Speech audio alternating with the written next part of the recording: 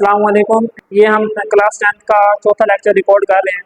पिछले लेक्चर में हमने पढ़ा था हीटिंग कर्व और आज इस लेक्चर में हम पढ़ रहे हैं कूलिंग कर्व। तो वो जिस बंदे ने अगर हीटिंग कर्व वाला लेक्चर नहीं देखा तो वो देख के आएगा तो फिर इसको देखेगा, क्योंकि अगर वो अच्छे तरीके से समझ आएगा तो फिर इसकी भी अच्छे तरीके से समझ आ जाएगी। चले देखिए, कूलिंग कर्व में जो लफ्ज कूल है या कूलिंग है, इसका मतलब क्या होता है? किसी चीज को ठंडा करना। ठंडा करने का मतलब किसी भी चीज का जो टेम्परेचर है उसको कम करना। ठंडा करना या फिर किसी भी चीज के टेम्परेचर को कम करना। तो बेसिकली आपको पिछले लेक्चर में ग्राफ समझा दिया था कि भाई जो ग्राफ का एक्स एक्सिस है उस पर हमने इंटरनल एनर्जी ली, हमारा जो ग्राफ का वाई एक्सिस है हमने उस पर टेम्परेचर दिया। तो ये सारा पिछले लेक्चर में समझा दिया था आप लोगों को। तो बेसिकली आपने पिछले लेक्चर में भी समझ लिया था, ये ए से लेकर एफ तक ये सारे पॉइंट्स हैं। तो वहां हमने हीटिंग कर्व में क्या देखा था? हम ए से किधर गए थे? एफ की तरफ। तो दोबारा रिपीट करवा देता हूँ। वाई एक्सिस पे हमने टेम्परेचर दिया हुआ है, हम ऊपर की तरफ जाएंगे तो टेम्परेचर इंक्रीज होगा यानी बढ़ेगा, और एक्स एक्सिस में हम इंटरनल एनर्जी दी है, इस तरफ आएंगे तो इंटरनल एनर्जी बढ़ेगी और अगर वापस जाएंगे तो इंटरनल एनर्जी कम होगी। अब पॉइंट एफ है हमारे पास, पॉइंट एफ पर हमारे पास गैस मौजूद है, माया की हालत में मौजूद है, गैस में मौजूद है। हम क्या करेंगे? गैस को ठंडा करेंगे, गैस का टेम्परेचर कम करेंगे। देखिए, अगर हम ऊपर जाएं तो टेम्परेचर बढ़ेगा, लेकिन हम नीचे की तरफ आए तो टेम्परेचर कम होगा। तो आपने देखा हम एफ से ई की तरफ आ रहे हैं यानी नीचे की तरफ आ रहे हैं तो टेम्परेचर कम होगा। टेम्परेचर कम होने से क्या होगा कि भाई जो आपकी गैस होगी, यहाँ पॉइंट एफ पर जो गैस मौजूद थी वो पॉइंट ई पर जैसे पहुंचेगी वो माया में तब्दील होना शुरू हो जाएगी। आपकी गैस माया में तब्दील होना शुरू हो जाएगी। और आपने दूसरे लेक्चर में पढ़ा था कि गैस का माया में तब्दील होना कंडेंसेशन कहलाता है।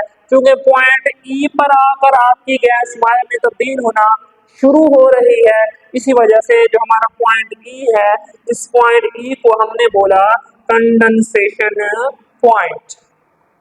चले, अब ये बात लाजमी अपने दिमाग में रखनी है कि पॉइंट ई पर जो गैस होती है वो माया में तब्दील होना शुरू होती है, पूरी गैस माया में तब्दील नहीं हो जाती। तो अब देखें, जैसे पॉइंट ई पर पहुंचे आप लोग, आप टेम्परेचर को मजीद कम करना चाहते हैं, लेकिन फिर टेम्परेचर कम नहीं होगा क्योंकि लाइन बिल्कुल सीधी जा रही है। तो सीधे जाने का मतलब टेम्परेचर कम नहीं हो रहा, बल्कि क्या होता है, आपका जो इंटरनल एनर्जी है वो जरूर कम होती है। क्योंकि आपको समझाया, अगर इस तरफ आएंगे तो इंटरनल एनर्जी बढ़ेगी और अगर वापस की तरफ जाएंगे तो इंटरनल एनर्जी कम होगी।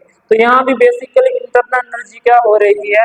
कम हो रही है। तो पॉइंट ई कंडेंसेशन पॉइंट था। तो कंडेंसेशन अभी आपको समझा दिया। तो अब पॉइंट डी पर जैसे ही पहुंचेंगे आपका जो पूरी की पूरी गैस होगी वो माया में तब्दील हो जाएगी। तो अब पॉइंट डी पर आते हैं, आप फिर टेम्परेचर को कम करने की कोशिश करते हैं तो फिर टेम्परेचर कम हो जाएगा। लाइन नीचे की तरफ आ रही है तो इसका मतलब टेम्परेचर क्या हो रहा है? कम हो रहा है। तो जैसे ही आप पॉइंट सी पर पहुंचेंगे, आपका जो माया था पॉइंट डी पर वो ठोस में तब्दील होना शुरू हो जाएगा।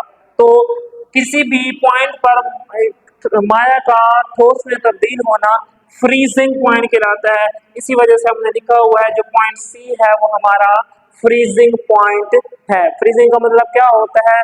किसी भी माया का ठोस में तब्दील होना। चले, पॉइंट डी सी पर हमारे पास फ्रीजिंग पॉइंट है। अब हम मजीद जैसे ही टेम्परेचर को कम करने की, पॉइंट सी हमारा फ्रीजिंग पॉइंट, तो पॉइंट सी से आगे मजीद हम टेम्परेचर कम करने की कोशिश करते हैं तो फिर टेम्परेचर कम नहीं होगा। हाँ, अलबत्ता ये जरूर होगा कि हम इस तरफ जा रहे हैं तो इसका मतलब इंटरनल एनर्जी जरूर कम होगी। तो इंटरनल एनर्जी कम होती रहेगी और क्या होगा? पॉइंट बी पर लिक्विड था वो मुकम्मल तौर पर ठोस में तब्दील हो जाएगा। तो पॉइंट बी पर आपके पास ठोस होगा। तो मजीद आगे पॉइंट बी से आगे आप टेम्परेचर कम करने की कोशिश करेंगे तो फिर टेम्परेचर कम हो जाएगा और पॉइंट ए पर भी आपके पास ठोस होगा। तो इधर भी हमने लिखा पॉइंट बी पर भी सॉलिड है और पॉइंट ए पर भी आपके पास सॉलिड है। आपने हीटिंग कर्व भी पढ़ लिया, आपने कूलिंग कर्व भी पढ़ लिया। अब इनसे रिलेटेड एक बहुत अहम कॉन्सेप्ट है जो आपको समझना बहुत जरूरी है, वो ये है कि भाई देखें, हमारा जो पॉइंट बी था वो, अगर हमने हीटिंग कर्व में पढ़ा था, पॉइंट बी हमारे पास हीटिंग कर्व में मेल्टिंग पॉइंट था, जबकि पॉइंट सी हमारे पास जो कूलिंग कर्व में था वो फ्रीजिंग पॉइंट था। तो आप लोग देख रहे होंगे कि ये जो लाइन है बिल्कुल सीधी जा रही है, तो इसका मतलब पॉइंट बी और पॉइंट सी पर टेम्परेचर सेम है, टेम्परेचर एक जैसा है। तो इसीलिए हम कहते हैं कि जो हमारा टेम्परेचर मेल्टिंग पॉइंट पर होता है वही हमारा टेम्परेचर फ्रीजिंग पॉइंट पर होता है। क्यों? क्योंकि हमारा पॉइंट बी हमारा हीटिंग कर्व में मेल्टिंग पॉइंट था और कूलिंग कर्व में हमारा पॉइंट सी था वो फ्रीजिंग पॉइंट था। तो ये बिल्कुल एक सीधी लाइन में है, तो इसलिए हम कहते हैं जो टेम्परेचर मेल्टिंग पॉइंट पर होता है वही टेम्परेचर फ्रीजिंग पॉइंट पर होता है।